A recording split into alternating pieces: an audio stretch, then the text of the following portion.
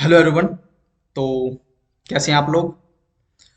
आज जो बेसिकली हम बात करने वाले हैं वो बात करने वाले हैं काफ़ी टाइम से जो न्यूज़ चर्चा में रही है। जी हाँ, बिल्कुल। हम बात करने वाले हैं सेम सेक्स मैरिज को लेकर। बट उस सेम सेक्स मैरिज को लेकर जो बात करने से पहले हम बात करते हैं मैरिज को लेकर कि शादी क्या है। शादी का मैं बात करूं तो marriage between a biological man and women is a Holi union, एक सैक्रामेंट है, एक संस्कार है इंडिया के अंदर। ओके। अब जिसमें एक जो पुरुष है वो स्त्री से शादी करता है, एक स्त्री एक पुरुष से शादी करती है। ये तो है मैरिज जो कॉमनली एक्सेप्टेड वे है। ओके। जिसे एक्सेप्ट भी करते हैं। बट अगर अब इस चीज की बात करूं कि भैया सेम सेक्स मैरिज ये क्या है, ये है कि दो समान जेंडर वाले लोग आपस में शादी करते हैं। मतलब ये है कि अगर कोई लड़का है तो वो लड़के से शादी कर रहा है, अगर कोई लड़की है तो वो लड़की से शादी कर रही है। ओके।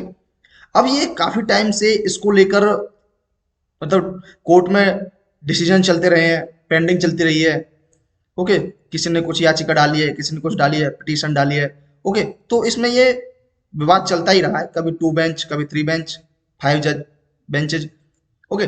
तो इस बार जो फाइव जज बेंच बैठी है 17 अक्टूबर को उन्होंने अपना डिसीजन दिया है। ठीक है, सुप्रीम कोर्ट ने। बट उसको जानने से पहले पहले हम बात करते हैं कि क्या जो सेम सेक्स मैरिज है इसके हमारे हिस्टोरिकल बैकग्राउंड में क्या कोई प्रावधान भी थे। ठीक है। तो सबसे पहले बात करते हैं हम हिस्टोरिकल बैकग्राउंड में। तो अपनी हिस्ट्रीज की उसमें नारद स्मृति, मनुस्मृति और एक कामसूत्र, ये स्मृतियां हैं। इसमें अगर मैं सेम सेक्स मैरिज की बात करूं तो इनके अंदर भाई कड़ी से कड़ी सजा का प्रावधान है। ओके। इसे अपराध माना गया है। ओके। और अगर मध्यकाल की बात करूं तो वहां भी यही सिस्टम है कि भाई नहीं कर सकते। अब ब्रिटिश टाइम पीरियड में अगर मैं बात करूं तो 1860-61 में जो कानून बना उसकी धारा 377, 1860-61 कानून की धारा 377 ये कहती है कि भैया सेम सेक्स मैरिज एक क्रिमिनल ऑफेंस है, मतलब अपराध है भाई, नहीं कर सकते आप सेम सेक्स मैरिज। और इसको लेकर 10 साल की सजा का भी प्रावधान था कि भैया आपको 10 साल की सजा मिलेगी। ओके। अब 10 साल की सजा। अब इसके अंदर भी एक फैक्ट है कि भैया 10 साल की सजा जो प्रावधान इसमें दिया गया था उसमें 2009 तक किसी को कोई सजा नहीं मिली है भैया। पहली बात तो ये है। ओके। मतलब 1860-61 में कानून बना। ठीक है। और 2009 में 2009 तक उसको कोई सजा ही नहीं मिली किसी को भी इसके तहत। ओके। इसके बाद अगर मैं वर्ल्ड लेवल पर देखूं कि भैया वर्ल्ड लेवल पर कोई ऐसा देश है जिन्होंने एक्सेप्ट किया है इसे, तो देखो वैसे तो बहुत सारे देश हैं जिन्होंने एक्सेप्ट किया हुआ है। बहुत से देश ऐसे भी हैं जिन्होंने नहीं एक्सेप्ट किया हुआ, जो नहीं मानते भाई इसको। ओके। तो अब बात ये निकलती है कि सबसे पहले किसने किया। तो 2001 में नीदरलैंड कंट्री था, तो उसने सबसे पहले से लीगलाइज किया अपने यहाँ पर। बट हम तो भाई एशिया में रहते हैं, एशियन कंट्रीज हैं हम तो क्या एशियन कंट्रीज में कोई ऐसा देश है जिसने इसे लीगलाइज किया है? तो जी हाँ, ताइवान कंट्री है जिसने इसे लीगलाइज किया है। ओके। अपने यहाँ पर सबसे पहले एशिया के अंदर। ओके। अब बात करते हैं कि इंडिया के अंदर क्या कोई ऐसा कोई संगठन या कोई इंसान कोई ऐसा हो भाई जिसने एलजीबीटीक्यू जो ये है इनके अधिकारों को लेकर किसी ने लड़ाई लड़ी हो या किसी ने आवाज उठाई हो कि भैया इनके भी तो अपने खुद अधिकार हैं। ठीक है। उनको इम्प्लीमेंट कराने के लिए किसी ने कुछ आवाज उठाई। तो सबसे पहले बात करते हैं हम एलजीबीटीक्यू क्या है। एलजीबीटीक्यू है एल फॉर लेस्बियन, जिसमें एक लड़की दूसरी लड़की के साथ संबंध बनाती है। जी फॉर गे, जिसमें एक लड़का लड़के के साथ संबंध बनाता है। बी फॉर बाइसेक्सुअल, मतलब कोई एक लड़का है वो लड़के के साथ भी बनाएगा और वो लड़की के साथ भी। सेम ऐसे ही कोई लड़की है वो लड़की के साथ और लड़के के साथ दोनों के साथ बनेगी। ओके। टी फॉर ट्रांसजेंडर, जिन्हें हम किन्नर भी बोलते हैं। ओके। और क्यू फॉर क्वीर, मतलब इन जो चारों जो चीजें हैं इनका एक मिक्सचर, इन सबको मिलाकर बोलते हैं क्वीर। तो 2007 में एक नाज फाउंडेशन था। तो नाज फाउंडेशन अपनी एक पत्रिका निकालती थी, मैगजीन, जिसे हम पिंक पेपर्स भी बोलते हैं, पिंक पेजेज। ओके। तो इन्होंने इसके राइट्स को लेकर सबसे पहले आवाज उठाई इंडिया के अंदर। उसके बाद 2009 में जो ये धारा 377 थी, जो एक क्रिमिनलाइज थी, ठीक है, अपराध माना गया था जिसमें सेम सेक्स मैरिज को, 2009 में दिल्ली हाई कोर्ट ने अपना डिसीजन दिया कि भैया जो ये धारा 377 है ये डिक्रिमिनलाइज है। ठीक है, मतलब सेम सेक्स मैरिज अगर कोई कर रहा है तो वो कोई अपराध नहीं है, आप कर सकते हैं खूब। ओके, तो एक चीज तो ये हो गई, ये हमारा एक हिस्टोरिकल बैकग्राउंड हो गया। ठीक है, 2009 में दिल्ली हाई कोर्ट ने जब इन्हें परमिशन दे दी भाई आप कर सकते हो, कोई प्रॉब्लम नहीं। ओके, ये एक चीज हो गई। अब बात करते हैं कि 2023 में जो ये डिसीजन आया 17 अक्टूबर को सुप्रीम कोर्ट का, तो सुप्रीम कोर्ट ने क्या कहा है कि जो भी पिटीशन आई है, जितनी भी अब तक इन सेम सेक्स मैरिज को लेकर जितनी पिटीशन कोर्ट के अंदर डाली गई है, उन सबको रिजेक्ट करते हुए सीधा सीधा एक जवाब दिया है कि भैया इसको लीगलाइज करने का अधिकार हमारे पास नहीं है। सीधी बात ये है, क्योंकि कोई भी कानून बनाने का अधिकार जो होता है वो विधायिका के पास होता है, लेजिस्लेचर के पास होता है। ओके, जो कोर्ट है, कोर्ट का काम उसकी संवैधानिकता चेक करना है कि क्या वो जो कानून बनाया है, क्या वो जो ह्यूमन राइट है उसके खिलाफ तो नहीं जाता, क्या फंडामेंटल राइट्स के खिलाफ तो नहीं जाता। ठीक है, तो वो सारी चीजें चेक करने का काम कोर्ट का है, जबकि कानून बनाएगा कौन? विधायिका। अब एक चीज ये भी है कि भैया अब विधायिका जो है वो कानून बनाएगी तो क्या वो खुद से कानून बना लेगी? तो भैया लॉ मिनिस्टर जो हैं उन्होंने सीधा सीधा बोला है कि ये सारी चीजें जो डिपेंड करेंगी वो लोगों के ऊपर डिपेंड करेंगी। ठीक है, हम लोगों के ऊपर डिसीजन छोड़ते हैं, अगर लोग कहेंगे कि भाई बना दो तो बना दिया जाएगा। ठीक है, मेन चीजें लोगों के ऊपर है। अब समाज, भाई समाज ऐसे परमिशन थोड़ी ना देगा। अब सुप्रीम कोर्ट ने एक चीज ये भी कही है कि भैया अगर मैं सुप्रीम कोर्ट जो हूं वो अगर इसे लीगलाइज नहीं कर पा रहा हूं ना इस शादी को, तो इसका मतलब ये नहीं है कि मैं स्पेशल मैरिज एक्ट 1954 को स्ट्रक डाउन कर दूंगा, मतलब उसकी पावर को कम कर दूंगा, ऐसा नहीं होगा।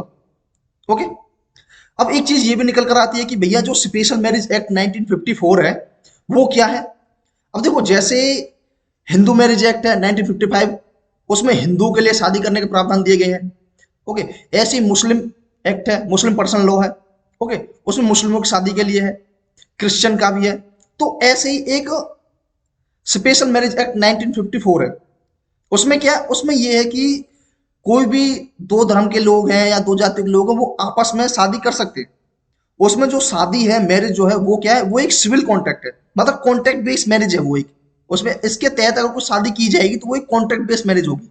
ओके, और इसमें स्पेशल मैरिज एक्ट 1954 के अंदर आप पोलीगैमी नहीं कर सकते। आपने मान के चलिए, फॉर सपोज आपने एक लड़की के साथ शादी की, तो इसका मतलब ये नहीं है कि आप दो दो शादियां कर लोगे, दूसरी लड़की के साथ शादी कर लोगे या दूसरे लड़के के साथ शादी कर लोगे, तो पोलीगैमी नहीं होगी उसमें। ओके, और तीसरा ये है कि भैया आप मान के चलो, मैं अगर स्पेशल मैरिज एक्ट के तहत किसी से शादी कर लेता हूँ, कोई भी क्रिश्चियन लड़की हो या कोई मुस्लिम लड़की हो, मैं उसके साथ अगर शादी कर लेता हूँ तो मैं अपना धर्म फॉलो कर सकता हूँ और वो लड़की अपना धर्म फॉलो कर सकती है, मतलब अपना अपना धर्म दोनों फॉलो कर सकते हैं। इसमें ऐसा नहीं है कि अगर मैंने किसी लड़की से शादी की है अदर धर्म की लड़की से तो मैं उसे फोर्स करूं कि नहीं तुम मेरा धर्म अपना लो, तो ऐसा नहीं है। दोनों अपना अपना रिलीजन फॉलो कर सकते हो। इसके लिए आपको 30 दिन पहले नोटिस देना पड़ेगा जो मैरिज ऑफिसर जो है। ठीक है, तो ये तो हो गया स्पेशल मैरिज एक्ट 1954 के प्रावधान क्या क्या है। ओके, अब एक चीज ये है कि अब हम जिस सोसाइटी में रहते हैं वहां जब हम वर्षों से देखते आ रहे हैं भैया एक लड़का जो है वो एक लड़की से शादी कर रहा है, एक लड़की जो है वो लड़के से शादी कर रही है, तो क्या जो वर्षों सालों से चली आ रही जो परंपरा है, क्या उसे ऐसे ही तोड़ देना कि भैया कोई दो लड़के आए उन्होंने आपस में शादी कर ली, क्या ये चीजें जो हमारी सोसाइटी के अंदर हो रही क्या उन्हें आसानी से एक्सेप्ट कर ली जाएंगी? क्या लोग उन्हें, क्या हमारी सोसाइटी या हम लोग उसे एक्सेप्ट करेंगे? तो नहीं करेंगे, कोई नहीं करेगा भाई। ओके, तो इस चीज को लेकर है। अब मान चलो, अब इसमें एक चीज ये भी करती है कि जो एलजीबीटी है वो अपने अधिकारों को लेकर मांग कर रहे हैं कि भैया जैसे जो नॉर्मल कपल्स हैं उनको भी तो कुछ अधिकार दिए गए हैं, प्रॉपर्टी के, प्रॉपर्टी राइट्स हो गए, कुछ ने rule regulation, tax tax exemption. ठीक है, ये सारी चीजें, इनकम टैक्स में रियायत, ये बहुत सारी चीजें जो उन्हें दी गई हैं कपल्स को, जो नॉर्मल कपल्स हैं, एक लड़का एक लड़की। ओके, तो ये डिमांड ये भी करते हैं कि भैया जिस तरह से वो कपल है हम भी तो कपल है। क्या हुआ हमने अगर सेम सेक्स मैरिज कर ली तो हमें भी तो ये सारे राइट्स देने पड़ेंगे, हमें भी तो ये सारे राइट्स चाहिए, हमें भी तो ये दो। ओके, हमारा भी तो जीवन जीने का अधिकार है। ओके, तो ये उनकी एक डिमांड भी है। अब देखो, अब जो सुप्रीम कोर्ट के अंदर जो 5 जज बेंच थी, तो इसमें जो डिसीजन जो आए हैं ना, वो 3:2 के हिसाब से आए हैं। तो कोर्ट में जो जजेस थे, उन्होंने कुछ चीजों के ऊपर एग्री भी किया है और कुछ चीजों के ऊपर डिसएग्री भी हुए। फॉर एग्जाम्पल, अगर अगर मैं बात करूं कि भैया जो ये मैरिज है, ओके, जो ये सेम सेक्स मैरिज है, ये पूरी तरह से अब जो लेगलाइज करने का काम है, ये विधायिका करेगी, हम लोग नहीं करेंगे। पहली बात तो ये हो गई। बहुत कुछ चीजें ये हैं कि इन्हें सिविल राइट्स नहीं दिए जाएंगे। ये जो सेम सेक्स मैरिज जो करते हैं, अब देखो, एक जो है नॉर्मल कपल हो गई और एक सेम सेक्स मैरिज वाले कपल हो गई। जो नॉर्मल कपल है, अगर उनको बच्चा नहीं हो रहा है, ठीक है, वो रिप्रोडक्शन नहीं कर पा रहे हैं, प्रोक्रिएशन नहीं कर पा रहे हैं, तो वो क्या करते हैं कि बच्चा एडॉप्ट कर लेते हैं। ओके, तो वो बच्चा एडॉप्ट कर सकते हैं। बट यहां पर अगर सेम सेक्स मैरिज, अब आपको पता है सेम सेक्स मैरिज में भाई बच्चे तो पैदा होंगे नहीं, उनके लिए तो डिफरेंट जेंडर चाहिए, इनका सेम जेंडर है, तो ये लोग बच्चा एडॉप्ट नहीं कर सकते। ओके, ये बच्चे एडॉप्ट नहीं कर सकते। ओके, अब भाई ये चीजें जो हमने की हैं कि भैया अब इसे जो कानून बनाएंगे वो विधायिका बनाएगी। विधायिका ने सीधे सीधे बोल दिया है, लॉ मिनिस्टर ने, कि भैया जो ये चीजें हम सीधा छोड़ देते हैं जनता के ऊपर, कि जनता जैसे बोलेगी वो कर दिया जाएगा। ओके, अब इसमें एक चीज ये है कि क्या ये जो चीजें हैं, क्या ये हमारे समाज के लिए अच्छी हैं या हमारे समाज के लिए बुरी हैं। एक चीज ये भी तो निकलती है कि भैया क्या इससे हमारे समाज को फायदा होगा या नुकसान होगा। तो इसके लिए आर्गुमेंट में कुछ पक्ष हैं, इसके अगेंस्ट में कुछ पक्ष हैं, कुछ फेवर में भी हैं। तो फेवर में तो ये है कि भाई जो हमारी सोसाइटी है वो स्ट्रांग होगी। ओके, सेकंड, आर्टिकल के जीवन जीने का अधिकार है, भाई सबको है, तो इनके भी राइट्स हैं, तो भाई इनको भी जीवन जीने का अधिकार है। ठीक है, इन्हें भी तो कुछ अधिकार होने चाहिए कि भैया इन्हें जो इंसान पसंद है उससे शादी करें। अब देखो, सुप्रीम कोर्ट ने एक चीज ये भी बताई है कि भैया जो राइट टू मैरिज है, शादी करने का अधिकार जो है, वो कोई फंडामेंटल राइट नहीं है। ओके, वो फंडामेंटल राइट नहीं है। ठीक है, तो और इस शादी को लीगल बनाने के लिए, इसे संवैधानिकता दिलाने के लिए, जो ये सेम सेक्स मैरिज कपल हैं, ये गवर्नमेंट को फोर्स नहीं कर सकते।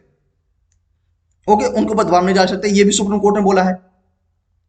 अब ये तो हो गया कि भाई फेवर पक्ष की, भाई इनको भी जीवन जीने का अधिकार है। ओके, अब सेकंड चीज ये है कि भैया इनके आर्गुमेंट में क्या है, अगेंस्ट में क्या है भाई पक्ष। तो अगेंस्ट की अगर मैं बात करूं, अगेंस्ट में, अगेंस्ट में भैया ये है कि हमारी जो सोसाइटी है उसके अगेंस्ट है भैया। ठीक है, हमारी जो सोसाइटी है समाज के लिए हानिकारक है। ठीक है, ये अच्छा नहीं है। ओके, इसका बुरा इम्पैक्ट पड़ेगा। तो ये सारी चीजें भाई जो लोग हैं वो बताते हैं, और इसके जो अगेंस्ट में ये सारी चीजें जो निकल कर आती हैं वो यही है कि ये जो हैं वो बच्चे एडॉप्ट नहीं कर सकते। अगेंस्ट में तो यही सारी चीजें आ रही हैं। ये प्रोक्रिएशन नहीं कर सकते, मतलब बच्चे पैदा नहीं कर सकते। ओके, हमारे जो रिलीजियस बिलीफ्स हैं वो कहाँ जाएंगे, उनको भी नुकसान है। बट और फेवर में एक पक्ष ये भी देता है कि भैया जब ग्लोबल एक्सेप्टेंस जब हो गई है कि भैया, अगर मैं वर्ल्ड लेवल पे बात करूं तो बहुत सारे देशों ने जब इसे एक्सेप्ट कर लिया है, लीगलाइज कर लिया है, तो आपको करने में क्या जा रहा है। अब यहाँ पर एक चीज ये निकलती है कि भैया कंक्लूजन के बेस पर, कि अगर कोई चीज अगर हो रही है तो उसे डायरेक्ट अगर आप मना कर रहे हो तो डायरेक्ट मना करने की जरूरत नहीं है, और ना ही डायरेक्ट एक्सेप्ट कर रहे हैं। अगर मैं बात करूं कि अगर इस चीज को हमें लीगलाइज करना है या इसे मान्यता देनी है, तो क्या हम ऐसा नहीं कर सकते कि हम एक पायलट प्रोजेक्ट के बेस पर इसे कुछ साल के लिए बड़े बड़े जो हमारे महानगर सिटी है, लाइक कोलकाता हो गया, मुंबई, कर्नाटक, बेंगलोर हो गया, दिल्ली हो गया, इस बड़े बड़े जो शहर हैं, इनमें हम एक पायलट प्रोजेक्ट के रूप में 3 या 4 साल के लिए हम कर देते हैं इसे शुरू। 5 साल के लिए लगा लो भाई, ठीक है, ऐसे हम शुरू कर देते हैं बड़े बड़े शहरों में। अगर वहां पर देखिए कि भैया रेस्पॉन्स सही आ रहा है, ठीक है, कोई प्रॉब्लम नहीं है, तो धीरे धीरे से बढ़ाते चलो। ओके, जरूर नहीं है कि आप डायरेक्ट पूरे देश में एक साथ ही लागू कर दो, मिल जाओ भाई आज से सेम सेक्स मैरिज लागू हो गई है, इसे लीगलाइज कर दिया गया। ठीक है, अब देखो, अब बड़े बड़े शहरों में करोगे तो कोई दंगा फसाद या विरोध करने के विरोध भी नहीं होगा। बड़े बड़े शहरों में कुछ कर दो, 2 साल के लिए, 5 साल के लिए, 3 साल के लिए, जैसा आप करना चाहो। ओके, बहुत सारे हम लोग कोई पॉलिसी बनाते हैं तो उसे पायलट प्रोजेक्ट के रूप में हम शुरू भी करते हैं कई जगहों पर, कि हम कुछ टाइम के लिए इसे एक बार देख लेते हैं, फिर उसके बाद इसे हम पूरी तरह से लागू कर देंगे। ओके, तो इस तरह से हम एक कर सकते हैं।